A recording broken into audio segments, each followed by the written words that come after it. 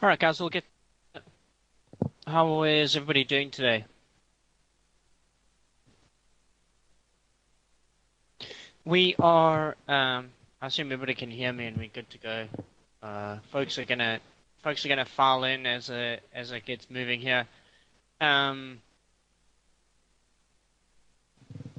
the our webinar today is on price action, and like always, I encourage some mass participation. And if you have anything along the way that you want to ask, please do. It's it's going to be a little bit involved.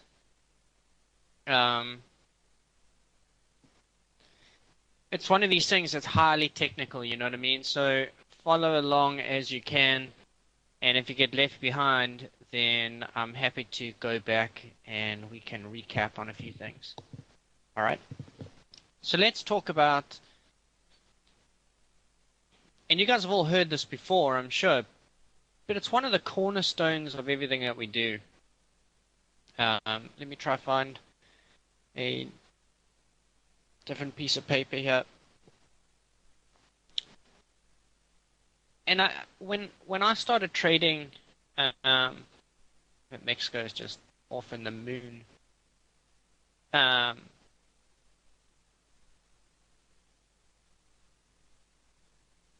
When can you add to positions? Well, I mean, I'm more of the opinion that you just, especially if you're in profit, you don't have to be too specific about it. You can just add. You know, I don't think that you have to. It's obviously nice to add on pullbacks, but you never know whether you're necessarily adding into a reversal or adding into a continuation. So if I'm nicely in profit, it's okay to add into a moving trade, in my opinion, even if it puts you a little bit out of position. But we'll come back to that one because it's actually an interesting question. And if anything, I like to, do my adding instead of say like this, where price is coming down to level. I prefer to go right entry, entry, entry, entry, and then maybe these two get picked up, and these two at the bottom get missed. I'm actually cooler with that than trying to go, entry, okay, add, add, add. I would prefer to try and get everything in sort of at the bottom, and if only one gets picked up, well, then you've got to get creative with it. But I would prefer to do a scale in before price rather than a scale in the trade, if that makes sense. A lot of that's a psychology. A lot of that's a more psychology sort of thing. But we'll come back to that. It's an interesting question. All right, so I have a little ebook. If anybody wants it, you can just email me or send me a Twitter, and I'll send it to you. It's basically on this, and we're going to cover two things, and then what I'm going to do is I'm going to pull up a chart, and we're going to look at what constitutes a change of trend, and then how that could be traded or interpreted. All right, well, what we'll do is we'll just scroll back the chart as if we were looking at it live, and then we'll just pick out our changes of trend and see if those are of any value to us whatsoever. All right, it's a good little exercise, and it's something I haven't done for a while. And honestly, when I was in my trading infancy, I used to do it all the time, like several times a day as just a drill. Maybe that helps you, maybe it doesn't. I don't do it as much lately because I think when you see it so much that it's, fairly second nature. But it's always a good recap, right? So there are a few critical elements to this. One of them is, even if you are trading, morning manual, even if you are trading on an hourly chart or a 15-minute chart, it's to your benefit to have the larger view. All right. And when we were doing jungle trading in the military, they would say to us, if you're lost in the jungle, you obviously got to climb to a higher point, typically a tree, and look out and see what's going on. All right. And this is the same with Forex. And when people talk about market fractals. All right, it's an advanced word, makes one sound smart, but it's actually a very simple concept. And basically the analogy is as follows. Each smaller time frame is a self-similar building block for the larger time frame. All right, so if you were looking at a painting on a wall, and let's say, I don't know, the painting on the wall had, descending green squares for whatever reason, and then you looked at one little pixel of that painting. This isn't one little pixel, but you get the idea. There would be descending green squares within that pixel. So in other words, the smaller time frame would be a self-similar building block to the larger time frame, and you get kind of something like this going on. And obviously I'm more autistic than artistic, so you get the idea. Do I still do a live trading like room class? No, I do not. Okay. So that in a nutshell are market fractals. Pretty easy. Okay, so in other words, what happens on a daily chart will happen on a 4-hour chart, which will happen on an hourly chart, which will happen on a 15 and a 5. Right, so this is valuable information for us. Okay, and really it looks something like this. Okay, let's say that this is a daily chart. Okay, and this daily chart does a little higher low, changes direction, and up it goes. All right, let's isolate. So this is daily, D1. Let's isolate this little area here. Okay, and I'm not an Elliott wave guy, but I know that a lot of what I look at is Elliott wave just by default, by coincidence. All right, so that's fine. But I don't count waves specifically. All right, so let's look at this red square here now. On a 4-hour. So a downtrend is a series of lower lows and lower highs. It's a very common, very simply used statement. But about the most powerful thing that you have technically in your toolbox, other than support and resistance. And an uptrend is a series of higher lows and higher highs. Right. So let's look at this red piece here on a 4-hour chart. We'd be making lower lows and lower highs. That's interesting because this daily portion looked like that too, but we're only looking at this part now, right?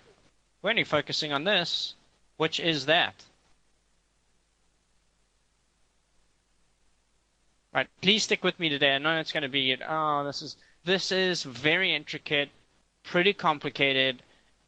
I mean, it's simple in its conception, but you need to pay attention here. This isn't one that's just going to filter into your noggin. All right, so when we get to the bottom of this, the 4-hour then will affect a little change of trend, which we know to be a little higher, low, higher, high. Remember our down to uptrend changes of trend. We've done these before. That is a higher, low, higher, higher scenario. Okay, the other one is one of these where you make 2 lower highs and then you breach both those lower highs. All right, that by definition is a change of trend. And then the other one is simply a little double bottom change of trend. Very similar to the first example. And obviously the reciprocal applies to the downside. So in other words, this would be this by example. Okay, in which then, you come all the way down because chances are you're hitting a decent little swing resistance on the daily, and you push up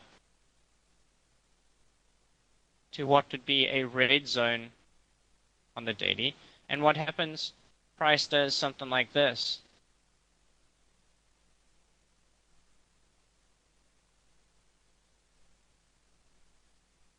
Okay. Now, the tricky thing is people will get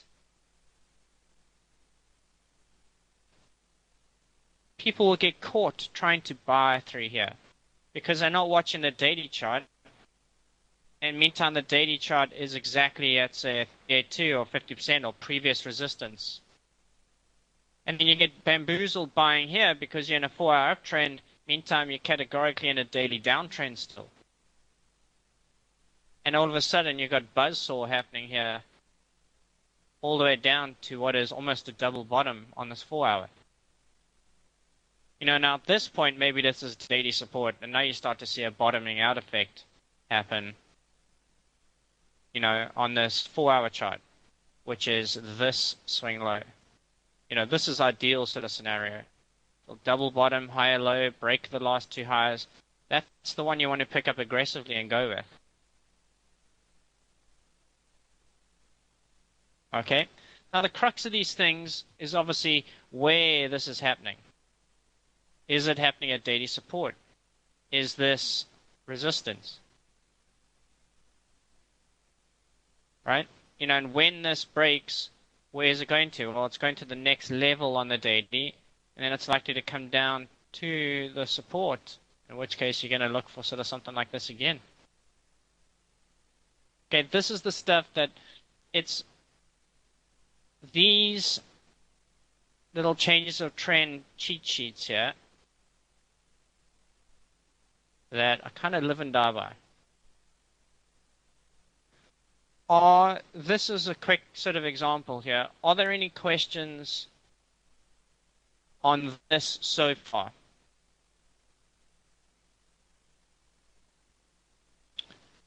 All right. I think that we should just dive immediately into a chart, go through it nitty-gritty, and I think a lot of this lesson will come to light. Right, so how do you combine time frames? It's a simple question, and one of these things that is not that easy to answer, isn't it? Because if you look at, okay, I'll give you an example. Let's take a look-see at the pound. In my mind, this takes a long time to develop the skill to be able to sort of see or conceptualize how this all plays in. You know, for example, I look at, we'll come right back to pound, and I know there's a lot of lines on that chart because it's a monthly, but take a look at this Mexican peso monthly chart. Okay, I don't have all the data here on the left, but this thing's in the moon here. So it's likely in my mind that this zone, and it's 40 cents, I mean, it's serious. It's a monthly chart we're talking about. It's likely that this zone next month creates a candle that looks like this.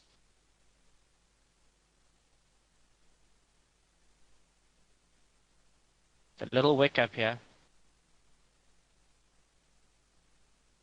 Okay. And this sort of 5 EMA will come like that. And this 21 will sort of pop up like this. So you're going to be the furthest when it starts away from this 21 that it's almost been historically ever. In fact, I think it is right now. All right. So that's a monthly chart. So what will that look like on a weekly? It's likely to look something like this.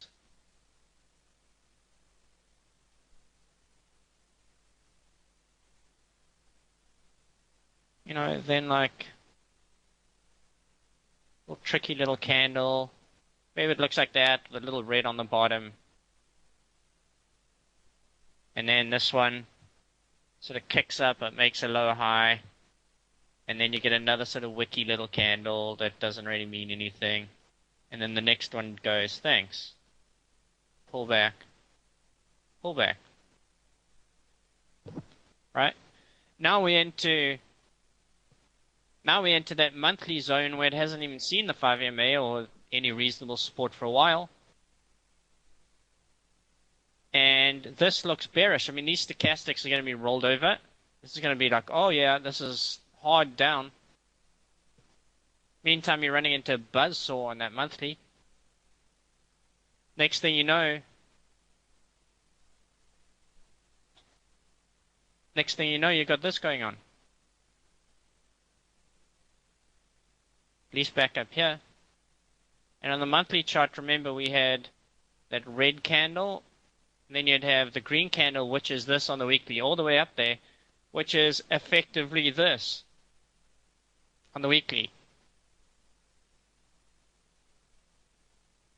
So you've used the monthly chart. I know I'm using big time frames there.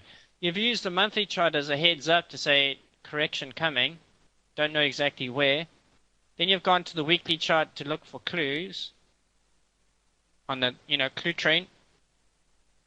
And then you can go to your daily chart for execution and say, all right, the timing's right. And then you've gone back to your monthly chart to say support, major support, like major, and you can look through at this cluster of price. You're like, okay, yep, it'll bounce it. And it's probably going to bounce it pretty close to the top again. It's interesting that the Mexican peso is also not dollar correlated. It's like dollar strength days, it goes up. Dollar weakness days, it goes up.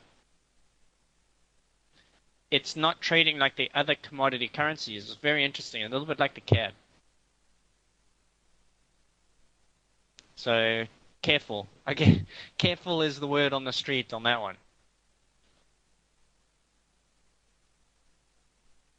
All right. Does that kind of make sense? That's...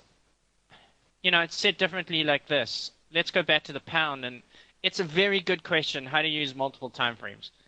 It's probably one of the toughest things to get conceptually, but once you have it, it's the most powerful tool you have going for you because you can interpret major turning points before they're well in advance of them happening.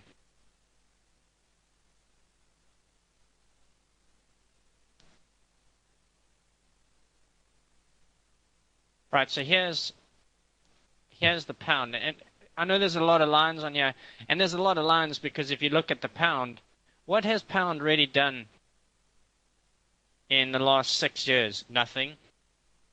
Before that, nothing. Yes, and then we sort of had this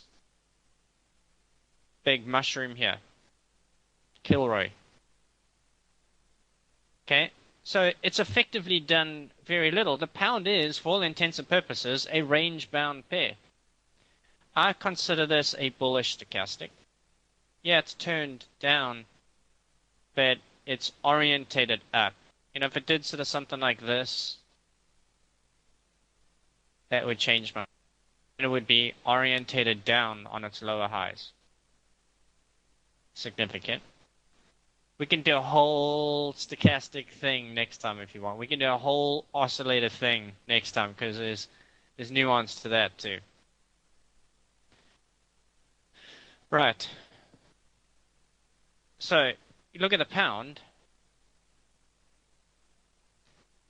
Remember, oscillators simply follow what the price action does.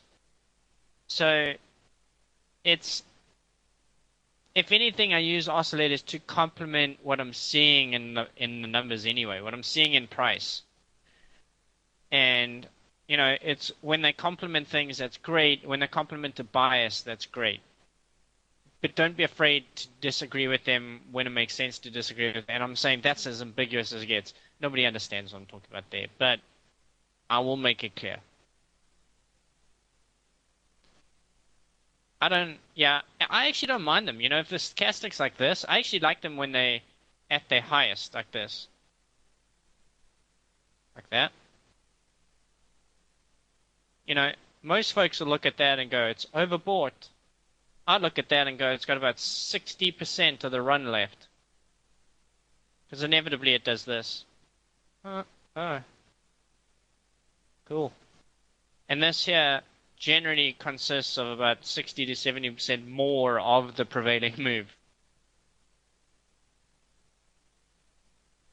Anyway, and you can see it here, for example. This was exhausted all the way up here, wasn't it? Yet to just cross down, and we went down another 60% in the move, right? Oh, hold on a minute. Stochastics was overbought. I mean, oversold. It does, Sandy, yes. Okay, so let's look at the pound. And if I show you, try to get a cleaner chart here, maybe I can. Ish.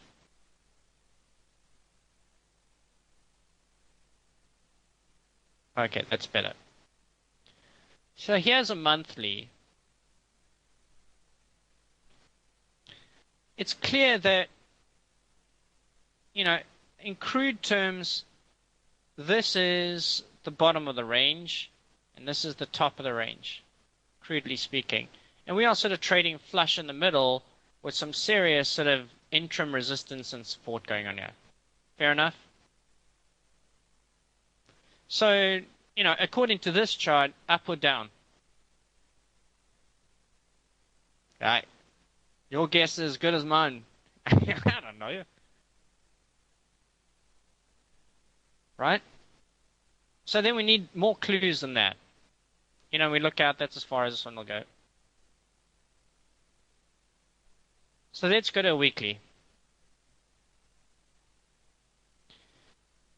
We are in, remember our top of the range is more up here. Let me get rid of this. Our top of the range is more up here. And then we've got major sort of interim stuff through here that you can see, price stopped here a lot. Spent weeks there and we bounced there again. We've also got swing highs here in the 57.5 area. So that's our support and resistance in a nutshell, isn't it? So obviously the major stuff is up here around 60, what is that, 62 and something. And then we have some middle of the road stuff here. Right, and it's obviously bouncing off, some previous goodies here, but not crazy important. Then below that, we got things here, which I think are more significant.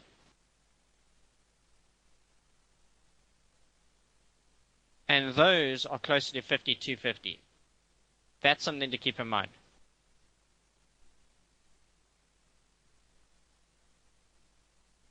Yeah, and I've also looked at these charts on a daily basis, so I have these levels circulating in my brain all the time,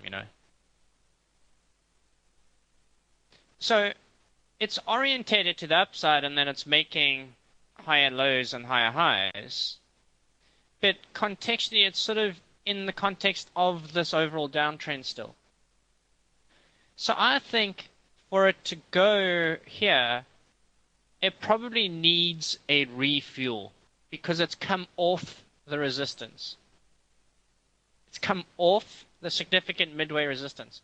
So if anything, I'm looking for this to go towards 57.40 and then drop down towards 51, where that would be a full fib of the rise. After coming off resistance at that point, it picks up the support and goes, okay, I can go to the top of my range. In large part like it did here.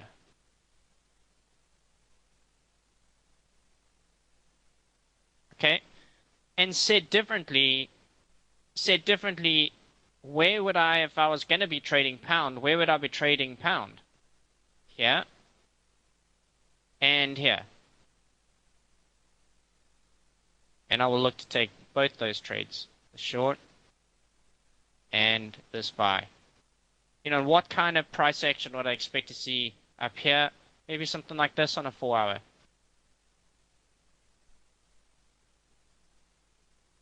On the 4-hour chart up here, I'd look for something that goes like this.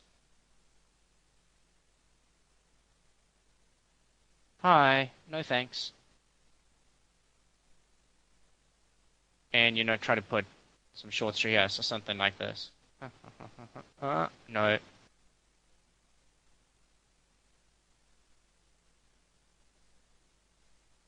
Okay. Because if I'm a fresh buyer, I don't see myself wanting to buy into that. But this is low. And yes, you will see a bounce off here, and it's going to make it tough for a few days. But where it is, looking at it, where it is, nah, it's kind of rough. Higher lows, but lower high. I mean, it's, eesh.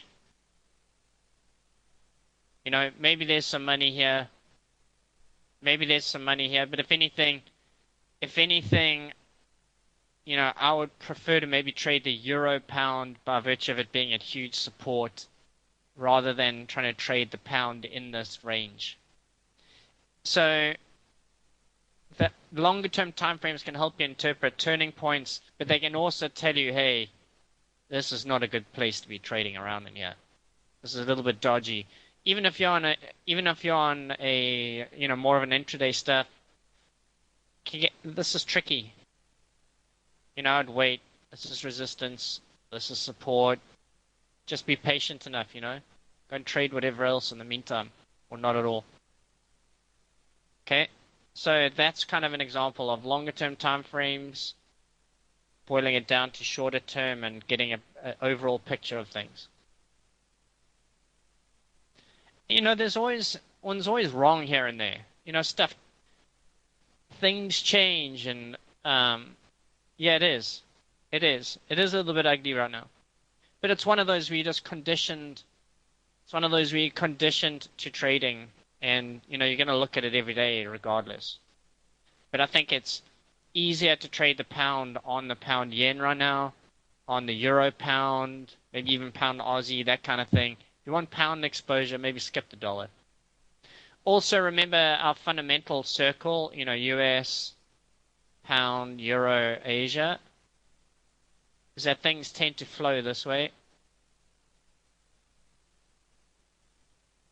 This way, and arguably these two right now are pretty, the data's been better, but flattening out, employment market's starting to look all soft. So fundamentally, those two are pretty lockstepped in. Yeah, what chart time frame should you use? A daily, a 4 hour? I use all of them, frankly. I mean, it's the one that sort of resonates with me. I always like a weekly and a daily chart for my overall trade plans, and then timing mostly will come from a 4 hour hourly sort of thing.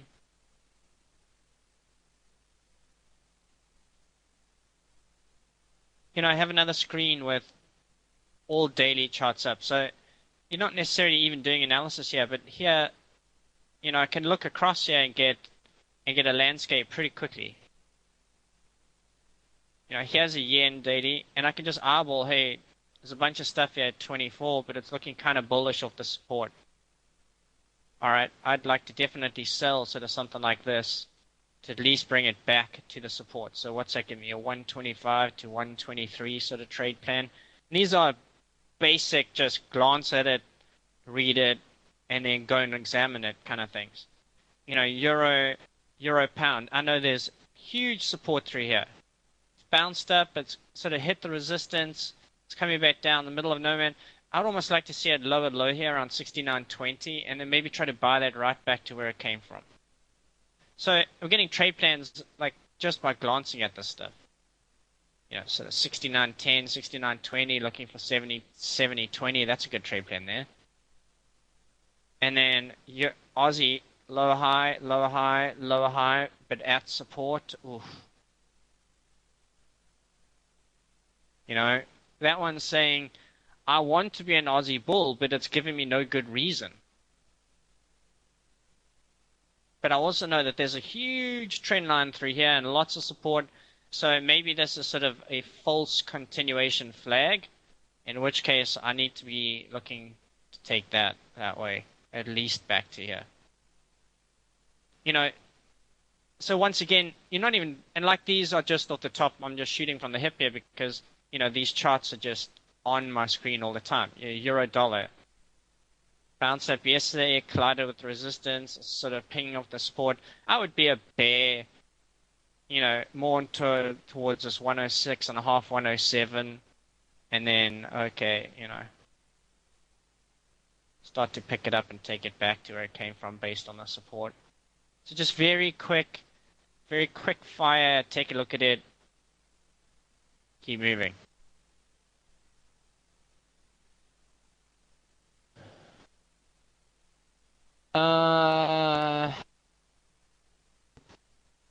How do I pick a pair?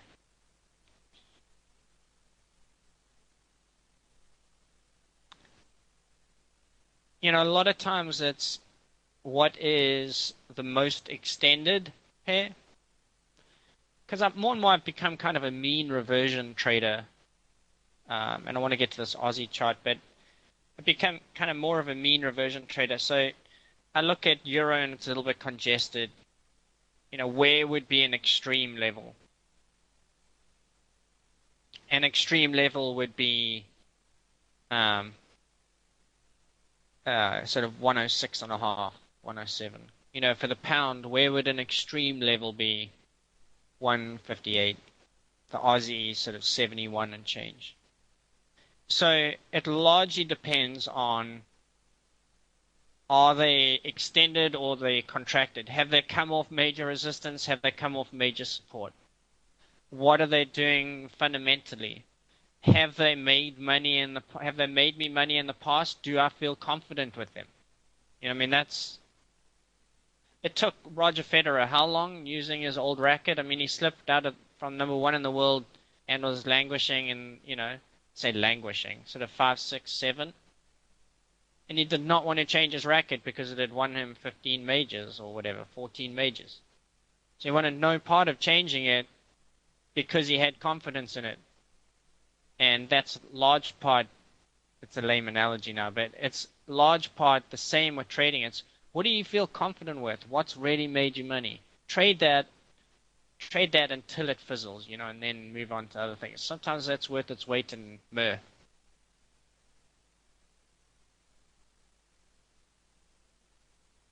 Yeah. So Manuel, let me do this little example, and it'll probably answer your question just along the way.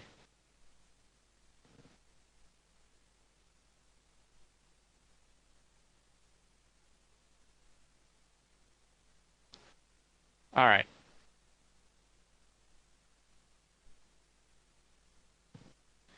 So this is a 4-hour chart. We're going to do this just with the 4-hour chart and not necessarily the benefit of the daily, just for time, okay? So what we want to do is identify little changes of trend and see and mark those and see if those were interesting times in the context of how this all moves.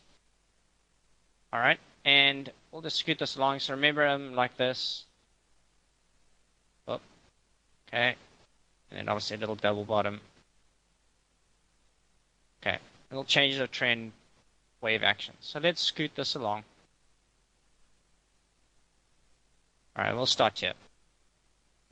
Okay, looking at the context of this, I would say this is arguably a downtrend, just because you have sort of the major swing high, some bottoms, and then sort of consistent lower highs. But it's difficult to say because you are coming sort of off the bottom here. So arguably this is support with reference to this rise, and this would be resistance, resistance with reference to this drop, say. So the range is, the whole reason why you get a range, guys, is because of this. Here's the reason. These guys go, hey, buying zone. And these guys, these bears, go, hey, selling zone. Cool, man. And they go, great, sell it. And these guys go, oh, right back in the buy zone. We'll buy it. Hey, cool, back in the sell zone. We'll sell it. Range. And then these guys might have tried to set it 3 times, and it goes, oh, higher, low, okay. And the bulls are like, it's on. Thank you. But that's why you get ranges. It's pretty simple, isn't it? Okay, so in this case, you've got a range because these guys are going great, buy zone, and these guys are going cool, sell zone. So we need to be aware of that. So let's put a little, make sure we know those. Here's a red zone, and then the green zone's pretty obvious here. Yeah, green zone.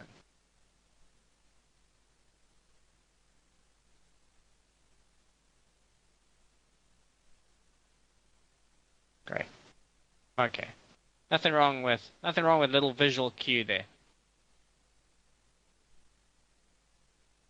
Yeah, I mean, and this is a 4 hour, so we don't even know what's happening on the daily chart. We're blindsided right now. And it's uncomfortable to be on the blind side, but we don't know. We're just doing this we're doing this um, we're doing this as an exercise. All right.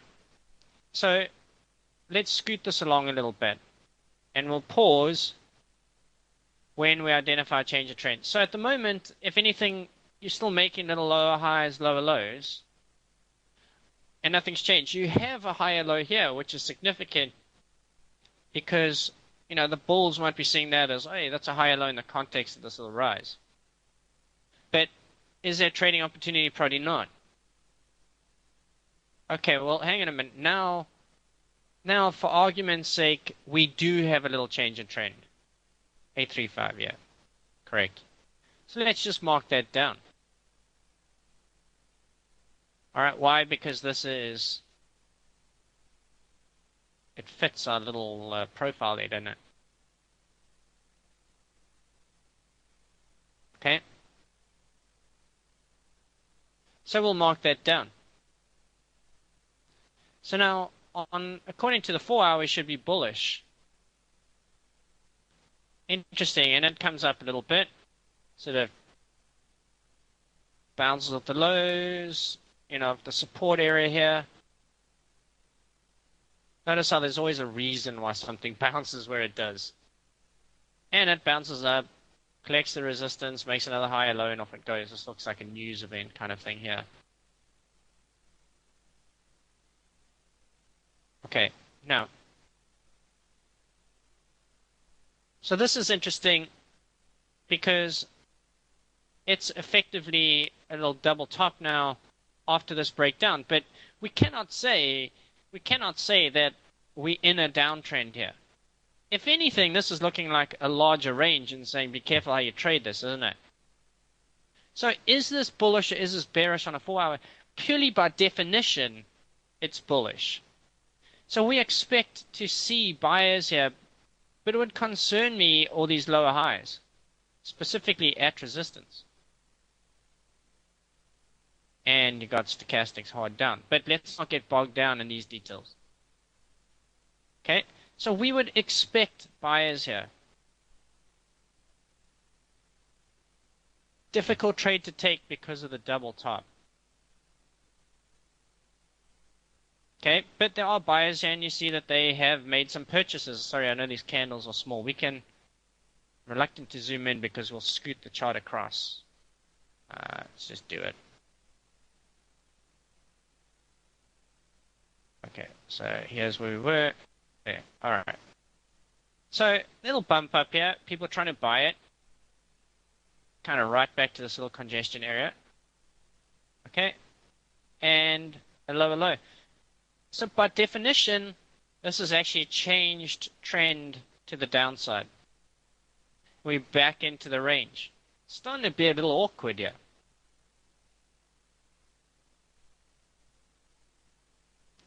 Okay, but we have to define it, so we do. Right, there's our change of trend. So we are now bearish. So let's do this. This is our bullish change of trend.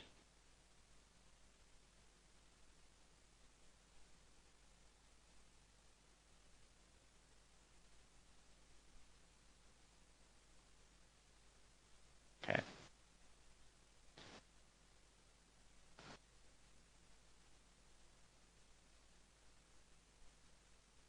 How are we doing on time? 5 minutes. All right. We better hustle. Better get a hustle on ya. Okay.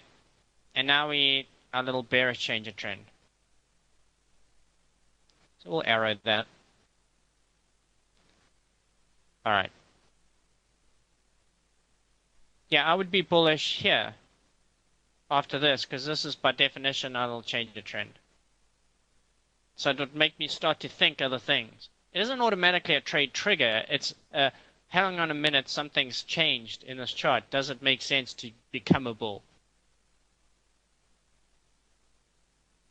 All right, so let's continue. So now we are bearish.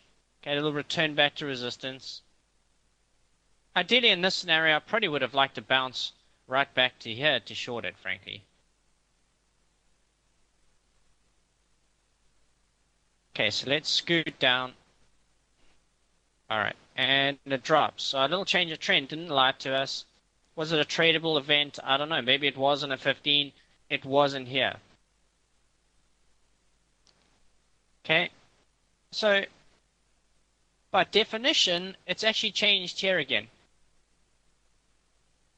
This is one of those where it's so comprehensively broken all these swing lows that to me there's going to be people lined up to sell here. Would you agree? You know, you got this sort of drop, a double top, a failure, a break, a comprehensive break of the lows. Now you got this sort of 4-hour change of trend.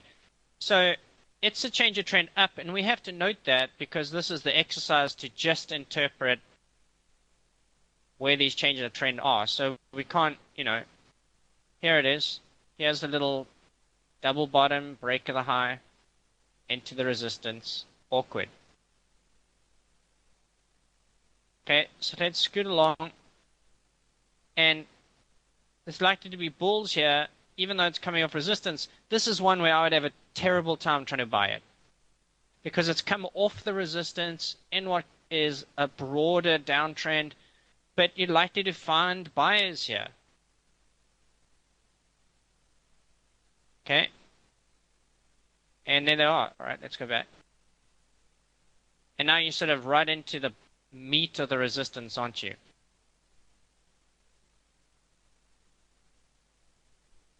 Okay. And people sell it. So by definition, again, we're on the downtrend. You can see that it's a larger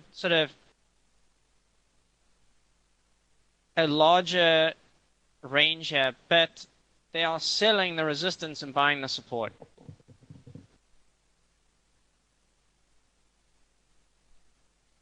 Okay, so let's scoot along.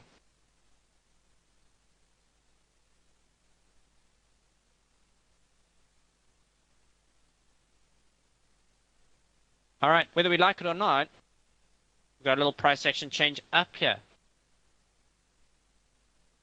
So we have to mark up. But we're sort of fishing in a range at the moment. And we also know that this is hot red zone. But we're just going along with what we're told.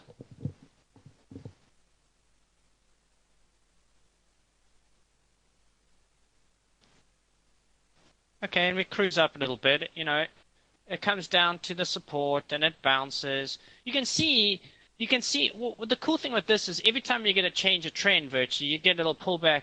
That is a buying opportunity. Even one like this, you know, that's, you know, a creation of a downtrend and the little, I'm sorry, where is it? Like something like this, where it's the creation of an uptrend and the buying opportunity in the context of that fails, you know, you're still not in terrible shape typically. You know, here we got a little change of trend up, a fib, it went up. I mean, this is still a viable trade, isn't it? But in the context of the overall down, it's, you know, it's hitting the resistance. It's difficult to take. That's why you don't want to be buying into these red zones. I mean, that's the very important thing. FX Street, can I go just 5 minutes longer today, please? Is that okay?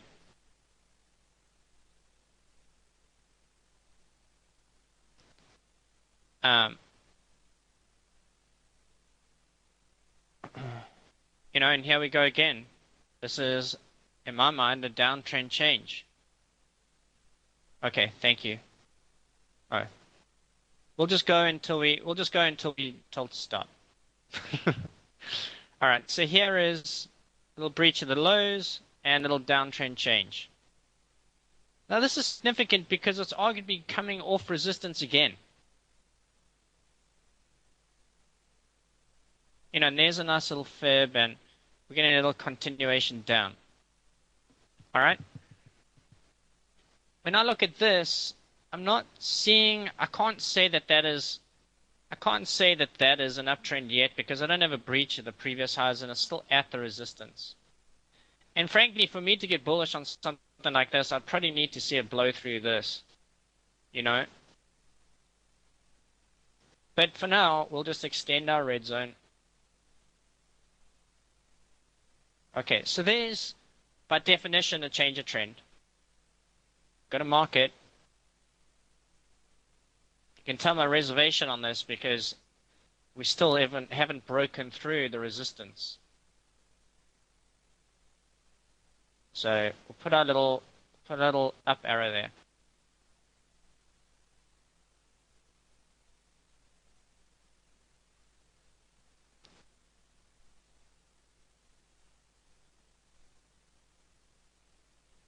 Yeah, so we're getting very tricky now.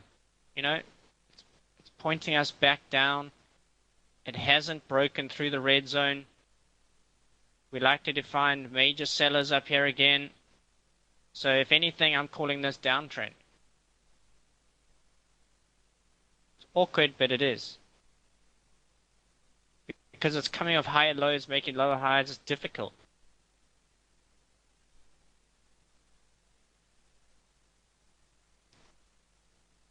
And this is one here I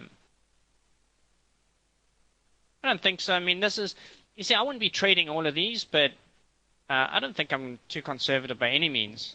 I just know what makes money and stick with that. It's one thing if I just do what makes money. It's a little bit like those of you that follow baseball. There's a Japanese player, Ichiro Suzuki. All he does is slap the ball to right field. He gets 200 hits a year and gets paid $20 million a year. He does nothing great. But he gets 1 million hits doing one thing. So I'm good with that. I'm good with,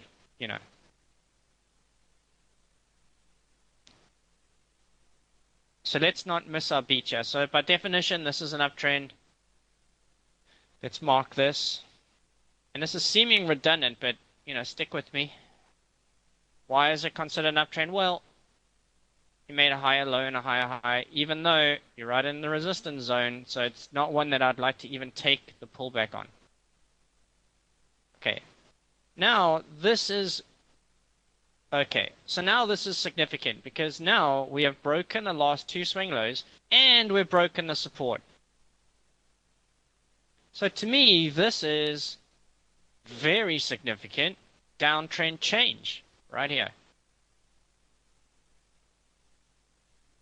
on this candle.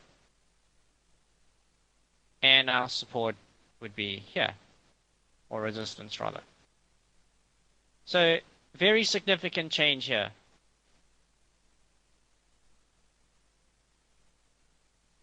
Okay.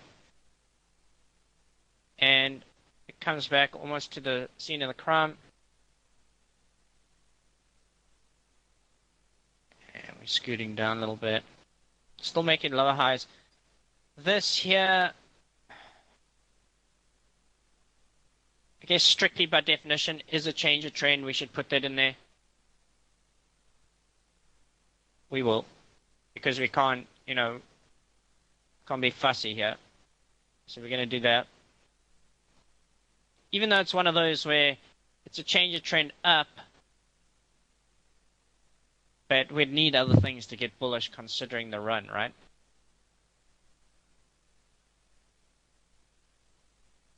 And just as quickly as it gets bullish, it turns bearish again by breaking these two previous lows. And when downside trend again based on this candle. It's just our little definition. That's all it's doing. But this is where you need to employ your other time frames to help you out. See, here would be, I'd largely consider that a little change of trend up because it's broken. Not even. See, not even yet, because I wouldn't even, that's one swing high. Wouldn't even consider that two. Now it has. Now by definition it has to. Which would be here.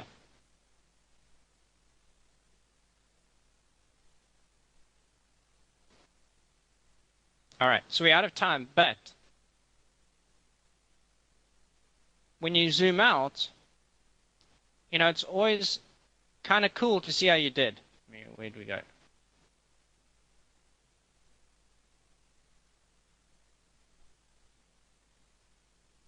Here we had a little upside change, little downside change, little upside. Even though we were stuck in a range, we still did pretty good at deciding what is the short-term, what is sort of the short-term change or the short-term change of direction here.